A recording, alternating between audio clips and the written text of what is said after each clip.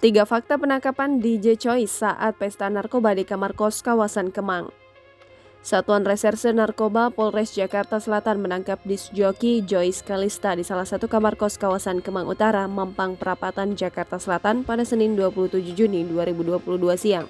Perempuan bernama asli Anissa Khairanisa itu dibekuk lantaran terpergok saat pesta narkoba. Hasil dari penangkapan itu, polisi menyita barang bukti alat isap sabu atau bong dan 0,71 gram sabu, sisa dari yang sudah digunakan.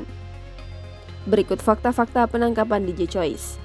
Ditangkap bersama 3 teman. Wakil Kepala Satuan Narkoba Polres Metro Jakarta Selatan AKP Billy Gustiano menjelaskan, penanganan DJ Choice berawal dari adanya laporan dari masyarakat yang diterima penyidik bahwa kerap ada orang yang pesta narkoba di kamar kos di Kemang Utara.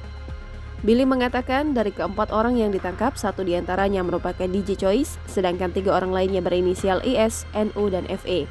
Ketiga orang tersebut merupakan teman DJ Joyce. Dari ketiga tersangka itu, 1 diantaranya merupakan pria. Billy memastikan bahwa keempat tersangka saat ditangkap sedang berpesta narkoba. Mereka masing-masing menggunakan sabu. Mengaku konsumsi narkoba untuk ketenangan. Billy berujar saat diperiksa, Joyce beralasan menggunakan sabu untuk mendapat ketenangan dan perasaan bahagia. Billy mengatakan Joyce mengonsumsi sabu bukan untuk mempersiapkan diri sebelum tampil sebagai DJ. Biasanya Joyce dalam mengonsumsi sabu bersama 3 temannya yang turut dibekuk dalam penyalahgunaan barang haram tersebut. Sejak 2018, Billy mengatakan Joyce mengaku telah mengonsumsi sabu sejak 4 tahun lalu atau 2018.